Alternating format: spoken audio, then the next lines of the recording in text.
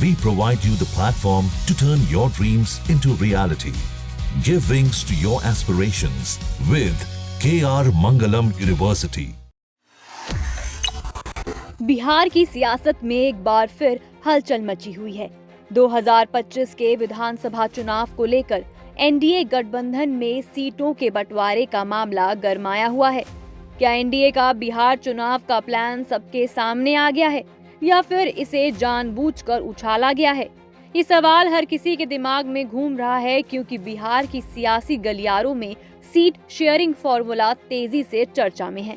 आइए seat sharing formula पर क्या बड़े अपडेट्स आए हैं वो जानते हैं। साथ ही हिंदुस्तानी आवाम मोर्चा के नेता और केंद्रीय मंत्री जीतन राम मांझी ने सीट शेयरिंग को लेकर क्या बयान दिया है, उस पर भी नजर डालते हैं।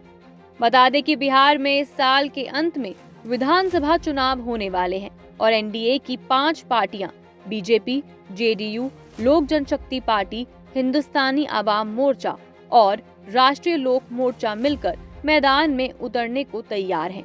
सूत्रों की माने तो पटना में सीट बंटवारे को लेकर एक अहम मीटिंग हो चुकी है और अब ऐसी कई बैठकें होने वाली हैं। पहले दौर की बातचीत में एक बेसिक फॉर्मूला तैयार किया गया है, लेकिन आखिरी फैसला दिल्ली में एनडीए के बड़े नेताओं की मीटिंग में ही होगा। जानकारी के मुताबिक बिहार की 243 विधानसभा सीटों में से जेडीयू को 102 या 103 सीटें, बीजेपी को 101 या 102 सीटें मिल सकती हैं। यानी जेडीयू को बीजेपी से 1 सीट ज्यादा मिलने की संभावना है। बाकी बची करीब 40 सीटें तो वो चिराग पासवान की लोक जनशक्ति पार्टी, जीतन राम मांझी की हिंदुस्तानी आवाम मोर्चा और उपेंद्र कुशवाहा की राष्ट्रीय लोक मोर्चा के बीच बंट सकती हैं। अब सवाल ये है कि इन 40 सीटों का बंटवारा होगा कैसे?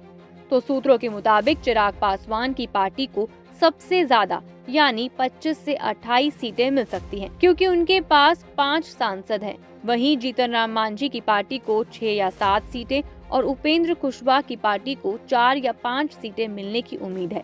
लेकिन ध्यान देने वाली बात ये है कि ये अभी शुरुआती बातचीत का हिस्सा है। असल में सीटों का सही बंटवारा ऊपर नीचे हो सकता है। इस बीच हिंदुस्तानी आवाम मोर्चा के नेता और केंद्रीय मंत्री जीतन राम मांझी ने 7 जून को पटना एयरपोर्ट पर मीडिया से बात करते हुए बड़ा अपडेट भी दिया। उन्होंने कहा कि अभी सीट शेयरिंग पर कोई औपचारिक चर्चा नहीं हुई है।